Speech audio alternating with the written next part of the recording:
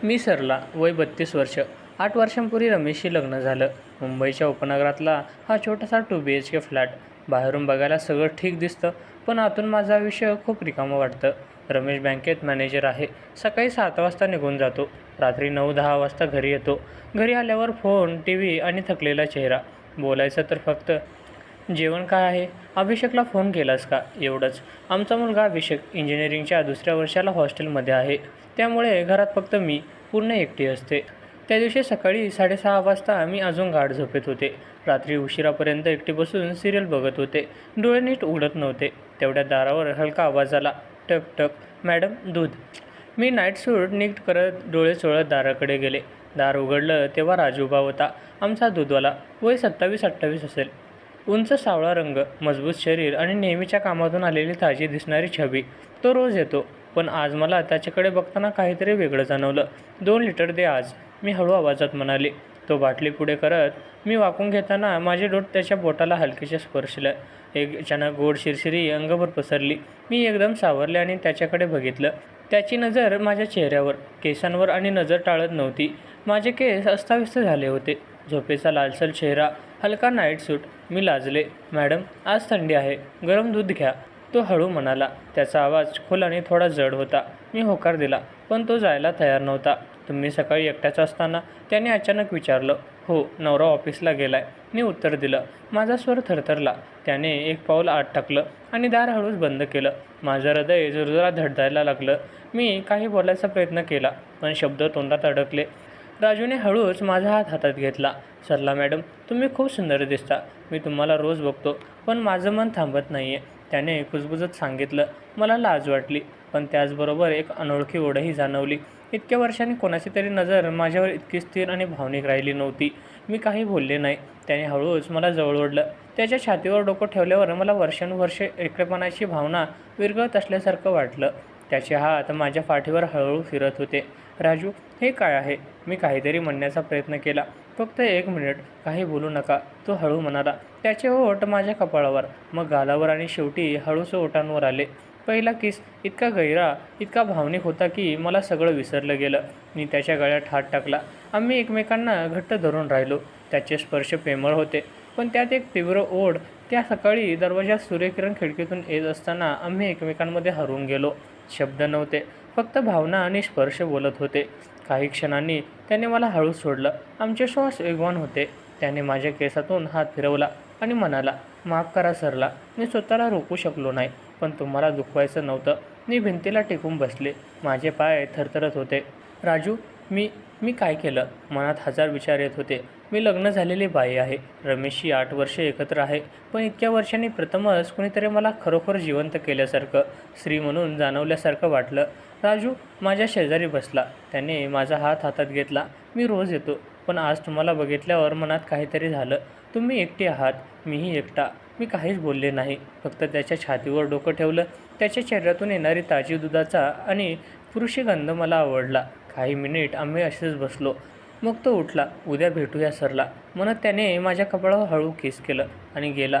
तो गेल्यावर मी बाथरूममध्ये गेले. आरशात स्वतःला बघितलं. चेहरा लाल झाला होता, ओठ सुजलेले, डोळ्यात एक अनोळखी चमक. मनात अपराधी भावना होती, पण त्याहून जास्त एक गोड उबदार भावना मनाला घेरून होती. मी स्वतःला विचारलं, हे काय सुरू झालंय सरला?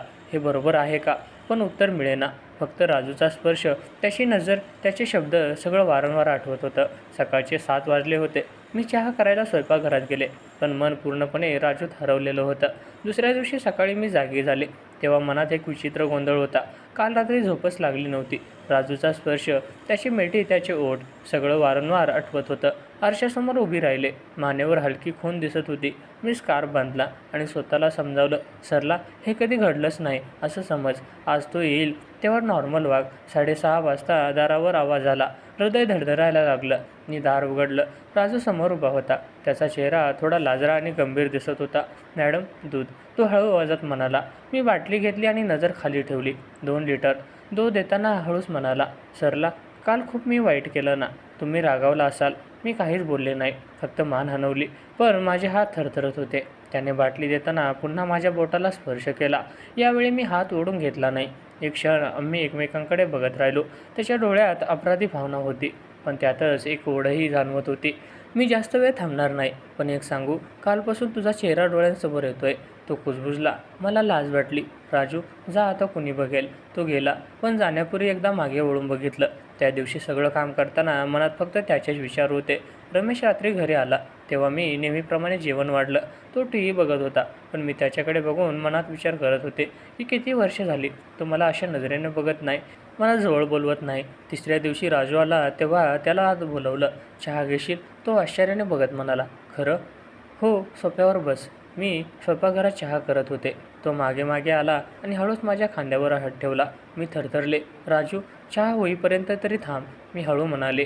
तुम्ही बोलावलं तर म्हणून आलो, नाहीतर मी दूर राहिलो असतो. तो प्रेमाने म्हणाला. चहा घेताना आम्ही खूप बोललो. त्याने आपली कहाणी सांगितली. तो गावाकडचा आहे. आई आजारी आहे. बायको 2 वर्षापूर्वी सोडून गेली. मला कोणी एवढं प्रेमाने बोलवलं नव्हतं सरला, तो म्हणाला. मीही माझ्या आयुष्याबद्दल सांगितलं. एकटेपणा, रमेशचा व्यस्तपणा, मुलगा दूर असतो. कधी कधी वाटतं मी फक्त घर सांभाळण्यासाठी जन्मले आहे. त्याने माझा हात हातात घेतला. तुम्ही फक्त घर सांभाळत नाही, तुम्ही खूप सुंदर आहात, खूप जिवंत आहात. मला तुमच्याशी बोलायला आवडतं. त्या दिवसापासून आमच्या भेटी नियमित झाल्या. तो दूध देताना थोडा वेळ थांबू लागला. कधी मी त्याला नाश्ता देत असे. आम्ही हसत, गप्पा मारत, त्याचे छोटे छोटे स्पर्श, हाताला स्पर्श, केसात हात फिरवणे, खांद्यावर हात ठेवणे, हळूहळू मला त्याच्याशिवाय दिवस कंटाळवाणा वाटू लागला. एक सकाळी मी त्याला बेडरूममध्ये घेऊन गेले. आज घाई नाही ना? त्याने मला हळूच मिठीत घेतलं. नाही, आज मी तुला पूर्ण जाणून घेईन. यावेळी सर्व काही खूप हळू आणि प्रेमळ होतं. त्याने मला जवळ घेतलं, कपाळावर किस केलं, केसात हात फिरवला. प्रत्येक स्पर्शात काळजी होती. मी त्याच्या छातीवर डोकं ठेवून त्याचा श्वास ऐकत होते. राजू, मला भीती वाटते. मी कुजबुजले. मलाही वाटते, पण तुझ्याशिवाय राहता येत नाही, तो म्हणाला. आम्ही एकमेकांना घट्ट धरून राहिलो. त्याचा स्पर्श गरम आणि प्रेमळ होते. मी त्याच्या आलिंगनात पूर्ण विरघळले.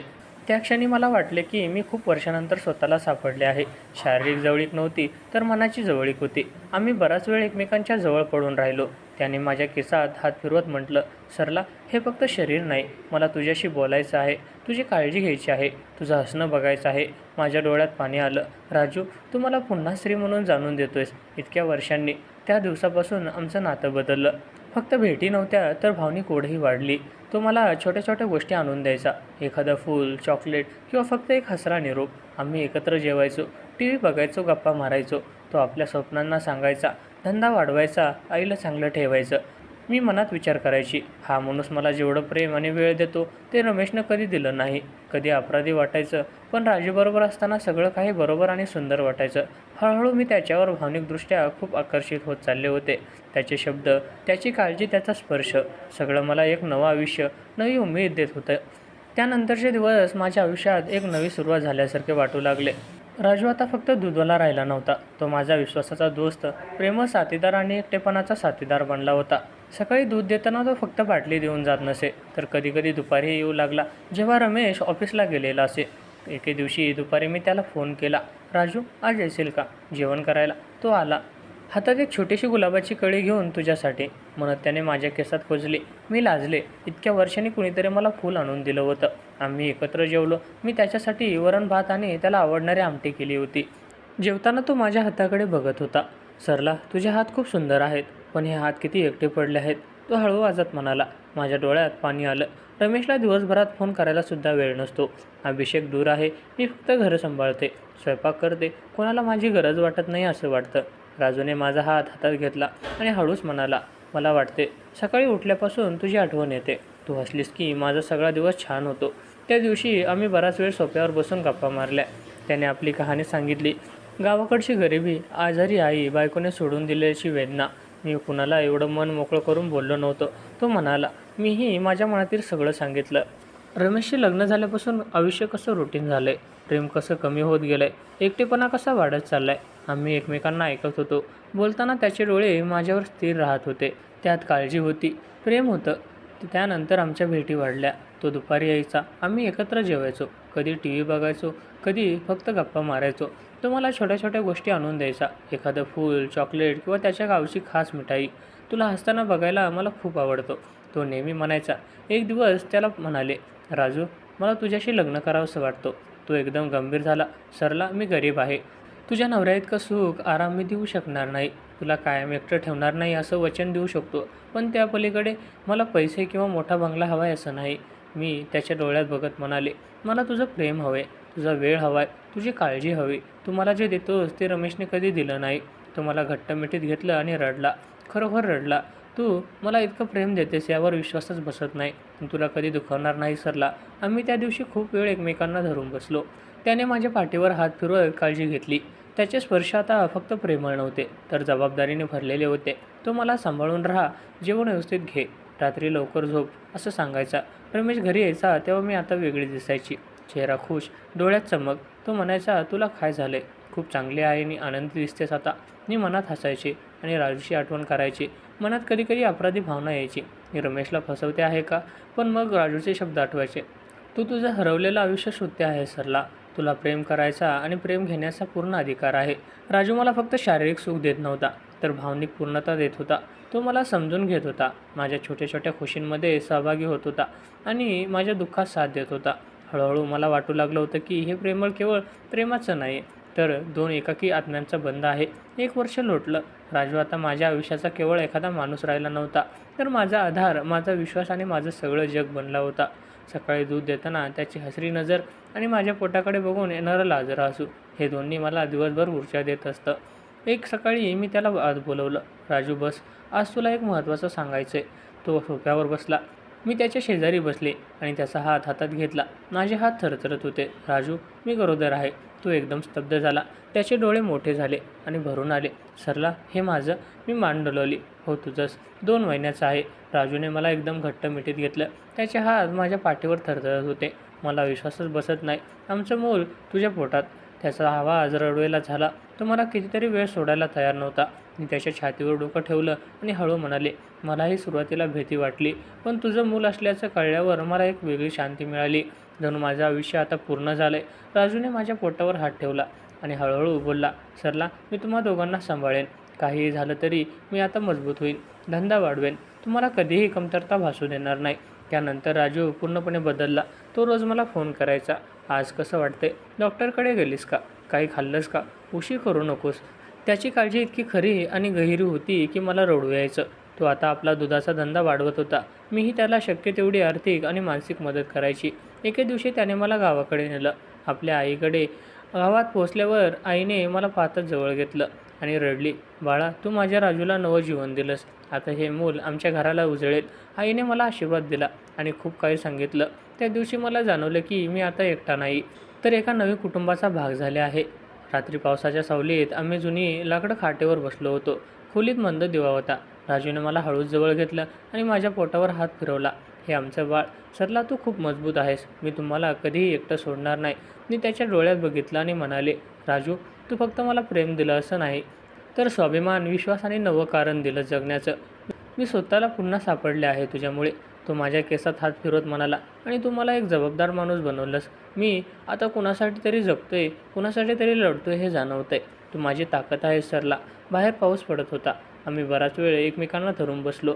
शब्द कमी होते, पण भावना खूप गहन होती. मी त्याच्या छातीवर डोकं ठेवून विचार करत होते, हे नातं केवळ प्रेमाचं नाही, तर जबाबदारीचं, विश्वासाचं आणि एकमेकांसाठी जगण्याचं आहे.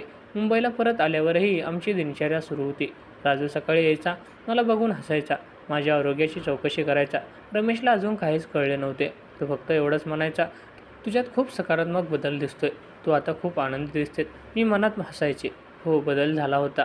एक असा माणूस माझ्या आयुष्यात आला होता, जो मला खरोखर प्रेम करतो, माझी काळजी घेतो आणि भविष्य उभं करण्याची तयारी करतो. आजही जेव्हा राजू दारात येतो, तेव्हा मला वाटतं की मी योग्य ठिकाणी आले आहे. हे नातं सोपं नाही, पण खरं आहे. मी आता एकटी नाही. माझ्याकडे एक प्रेम आहे, एक मूल आहे आणि एक माणूस आहे जो मला खरोखर जपतो. सरला आणि राजूची कहाणी, एक अनपेक्षित भेट, गहन प्रेम आणि नव्या सुरुवातीची. मित्रांनो, मला आशा आहे की तुम्हाला आमची कथा आवडली असेल. जर तुम्हाला कथा आवडली असेल तर व्हिडिओला लाईक करा. चॅनलवर नवीन असाल तर चॅनलवर सबस्क्राईब करा. आणि हो, कृपया नोटिफिकेशन बेल दाबायला अजिबात विसरू नका, जेणेकरून पुढील अपडेट्स सर्वप्रथम तुम्हाला मिळेल. आपण संपूर्ण कथा वाचली, ऐकली त्याबद्दल आपल्या सर्वांचे आभार.